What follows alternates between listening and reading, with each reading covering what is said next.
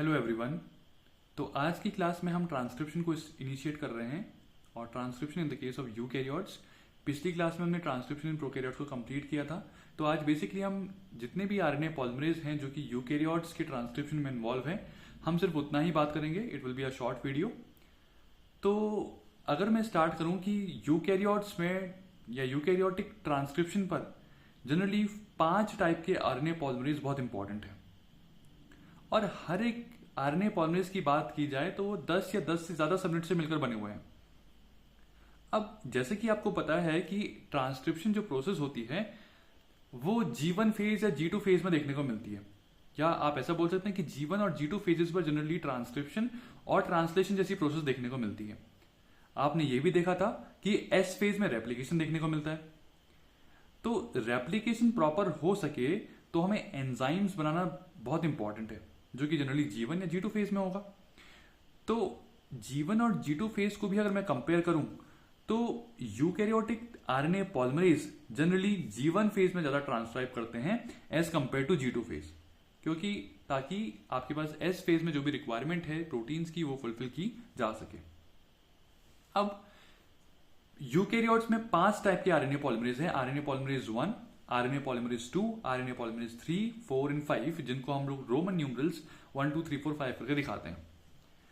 अगर मैं RNA polymerase 1 की बात करूं तो ये बेसिकली एक ऐसा आरएनए पॉलिमरेज है जो कि राइबोसोमल आरएनए का सिंथेसिस करता है या राइबोसोमल आरएनए के जीन्स को ट्रांसक्राइब करता है। उसमें से 28S, 5.8S और 18S राइबोसोमल आरएनए के जीन को ट्रांसक्राइब करने के लिए आरएनए पॉलिमरेज 1 काम करता है। ये न्यूक्लियोलस में काम करता है और एक ड्रग है जिसका नाम है अल्फा एमिनिटिन, उसके लिए इनसेंसिटिव है। अगर अल्फा एमिनिटिन डाली जाए तो इसको ज्यादा कोई फर्क नहीं पड़ता। अल्फा एमिनिटिन एक ऐसा एक केमिकल ड्रग है जो कि एक पॉइजनस मशरूम से ऑब्टेन होता है जो कि एमिनाटा से बिलोंग करता है। इस मशरूम को हम डेथ मशरूम या एंजल ऑफ डेथ भी बोलते हैं। तो आरएनए पॉलिमरेज 1 ने basically 28S, 5.8S, 18S ribosomal RNA का सिंथेसिस किया। अगर मैं बात करूं आरएनए पॉलिमरेज 2 की, तो ये आपके पास प्रोटीन कोडिंग जीन्स जैसे कि एमआरएनए का ट्रांसक्रिप्शन में इन्वॉल्व है। इसके अलावा एसएनआरएनए, उसमें भी U1, U2, U4, U5 एसएनआरएनए या स्मॉल न्यूक्लियर आरएनए के सिंथेसिस में इन्वॉल्व है, जो कि इंट्रॉन रिमूवल में हेल्प करते हैं। इसके अलावा माइक्रोन आरएनए जो कि रेगुलेशन में इन्वॉल्व है, और स्नो आरएनए और गाइड आरएनए के ट्रांसक्रिप्शन पर भी RNA polymerase 2 important role play करता है। ये आरएनए पॉलिमरेज 2 एक्टिव होता है न्यूक्लियस में और ये बहुत ज्यादा सेंसिटिव है towards that particular poisonous mushroom जिसका नाम अल्फा एमिनिटिन है। या बेसिकली जो पॉइजनस मशरूम एक केमिकल अपने अंदर बनाता है जिसका नाम है अल्फा एमिनिटिन, इसके लिए आरएनए पॉलिमरेज 2 बहुत ज्यादा सेंसिटिव है। अगर इस मशरूम ने अटैक किया तो आरएनए पॉलिमरेज 2 अपना फंक्शन नहीं कर पाएगा। अगर मैं बात करूं आरएनए पॉलिमरेज 3 की, तो ये बेसिकली इन्वॉल्व है ट्रांसफर आरएनए के जीन के ट्रांसक्रिप्शन के लिए। इसके अलावा it will transcribe 5S ribosomal RNA genes और U6 एसएनआरएनए जीन्स का ट्रांसक्रिप्शन पर भी आरएनए पॉलिमरेज 3 इन्वॉल्व है। यहां पर एक बात ध्यान रखने की कि 5S ribosomal RNA, generally ribosomal RNA polymerase 1 transcribe कर देता है। सिमिलरली आपके पास ये जो U6 या U1 आपके पास जितने भी जीन्स थे या जितने भी एसएनआरएनए के जीन्स थे वो ट्रांसक्राइब करने के लिए आरएनए पॉलिमरेज 2 रिस्पॉन्सिबल था। बट U6 का स्पेसिफिकली ट्रांसक्रिप्शन आरएनए पॉलिमरेज 3 करता है। ये न्यूक्लियस में काम करता है and it is moderately sensitive to the drug alpha amanitin. तो अगर मैं अल्फा एमिनिटिन के हिसाब से देखूं कि कौन कितना ज्यादा सेंसिटिव है, तो आपको देखने को मिलेगा कि RNA polymerase 2 it is most sensitive, followed by RNA polymerase 3 and least जो सेंसिटिव है वो है आरएनए पॉलिमरेज 1। अब एक इंपॉर्टेंट बात, अगर हम इन तीनों आरएनए पॉलिमरेज को रिवाइज करें तो आपको इतना ध्यान रखना है कि RNA polymerase 1 it transcribe 28S, 5.8S, 18S RNA gene. RNA polymerase 2 it transcribe mRNA genes, snRNA, miRNA, snoRNA and guide RNA, और जहां पर एसएनआरएनए पर भी U1, U2, U4 and U5 transcribe करता है। आरएनए पॉलिमरेज 3 ये टीआरएन जीन को transcribe करता है मेनली। इसके अलावा ये 5S आरआरएनए जो कि बहुत इंपॉर्टेंट है, और U6 SNRNA को ट्रांसक्राइब करता है। तो ये बहुत इंपॉर्टेंट है, जो कि पूछे जा सकते हैं, क्योंकि जनरली ये दो ट्रांसक्रिप्शन के लिए RNA पॉलीमरेज 1 और RNA पॉलीमरेज 2 रिस्पॉन्सिबल होते हैं, बट स्पेसिफिकली 5S RNA और U6 SNRNA के लिए RNA पॉलीमरेज 3 रिस्पॉन्सिबल है अलॉन्ग विद tRNA। अगर मैं यहाँ पे थोड़ा सा जूम करूं तो आपको देखने को मिलेगा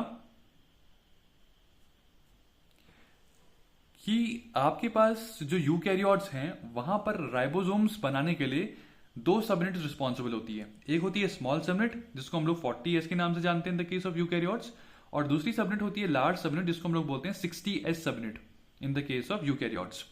तो 40S सबनेट को बनाने के लिए 18S rRNA की जरूरत पड़ती है।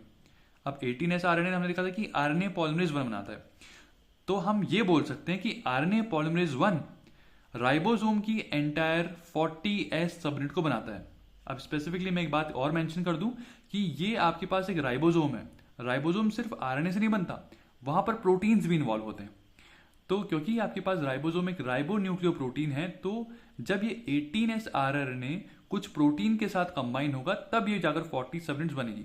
But specifically now I am talking about only the rRNA part. ठीक है, अगर मैं आपके पास लार्ज सबनेट की बात करूं जिसको हम 60S बोलते हैं, तो it is made up of 28S rRNA, 5.8S rRNA, और ये दोनों ही RNA आपके पास RNA पॉलीमरेज 1 बनाते हैं। इसके अलावा आपको 5S rRNA की जरूरत पड़ती है जो कि RNA पॉलीमरेज 3 ट्रांसक्राइब करता है। तो इसका मतलब ये रहा कि आपके पास स्मॉल सबनेट बनाने के लिए पॉलीमरेज 1 इंपॉर्टेंट रोल प्ले करेगा, और लार्ज सबनेट बनाने के लिए आपके पास RNA पॉलीमरेज 1 और RNA polymerase 3 important role play करते हैं, जिसकी वजह से 40S और 60S सबनेट दोनों मिलकर 80S सबनेट कहलाती है और राइबोसोम्स का फॉर्मेशन हो जाता है, जो कि आगे चलकर ट्रांसलेशन की प्रोसेस में हेल्प करते हैं। इसके अलावा आपके पास कुछ ड्रग्स हैं जैसे कि एक्टिनोमाइसिन डी, ये prokaryotic as well as eukaryotic transcription को रोकता है ताकि प्रोकैरियोटिक और यूकैरियोटिक ट्रांसक्रिप्शन ना हो सके। कुछ इंटरक्रिलेटिंग एजेंट्स हैं जैसे कि इथिडियम ब्रोमाइड हो गई, एक्रिडीन ऑरेंज हो गया, बेंजोपायरिन हो गया, प्रोफ्लेविन हो गया।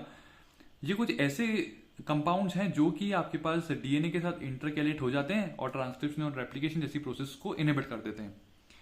अगर मैं कुछ कॉमन चीजों को देखूं प्रोकैरियोट्स और यूकैरियोट्स के बीच में, तो आपको देखने को मिलेगा कि प्रोकैरियोट्स पर आपके पास एक सिंगल कोर RNA पॉलीमरेज था। या उससे पहले हम और एक चीज डिस्कस कर लें कि आपके पास यूकैरियोट्स पर RNA पॉलीमरेज 1, 2, 3 के अलावा 4 और 5 भी देखने को मिलते हैं, बट एनिमल्स में RNA पॉलीमरेज 1, 2 और 3 कॉमन है।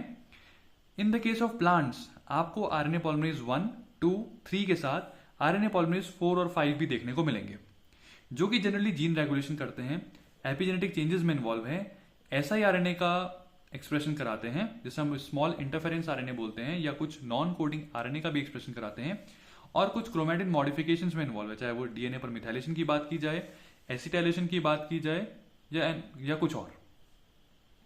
तो प्लांट्स पर RNA पॉलीमरेज 1, 2, 3, 4 एंड 5, और एनिमल्स में स्पेसिफिकली RNA पॉलीमरेज 1, 2 और 3 इंपॉर्टेंट रोल प्ले करते हैं।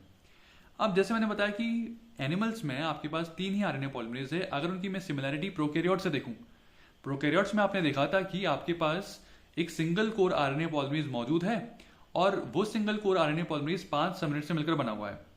हमने देखा था 2 तो अल्फा है जिसको मैंने यहां पर अल्फा डैश और अल्फा डबल डैश के नाम से रिप्रेजेंट कर दिया।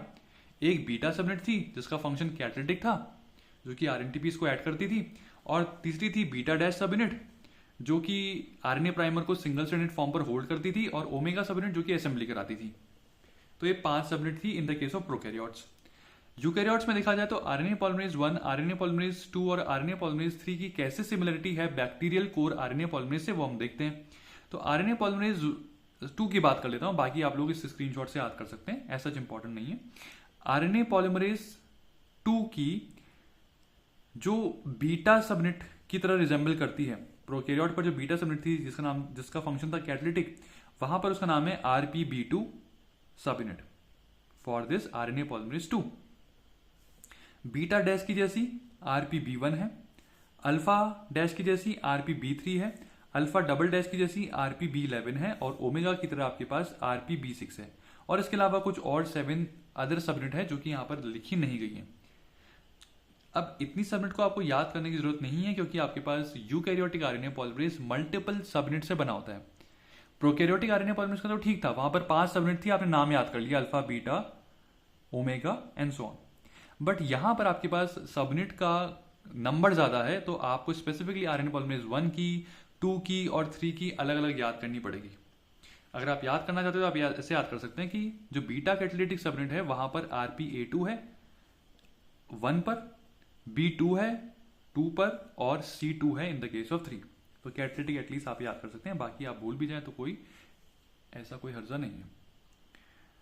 तो यहां पर हमने बेसिकली यूकैरियोट्स के ऊपर, या यूकैरियोट्स का जब ट्रांसक्रिप्शन होगा तो वहां पर इन्वॉल्व आरएनए पॉलीमरेज को देखा और उसका कंपैरिजन प्रोकैरियोट से किया। अब नेक्स्ट क्लास में हम एक्चुअली में जो ट्रांसक्रिप्शन की प्रोसेस ऑपरेट होगी यूकैरियोट्स में वो हम डिस्कस करेंगे। तो इस वीडियो में इतना ही। I hope you like this video. Thank you so much. Bye bye.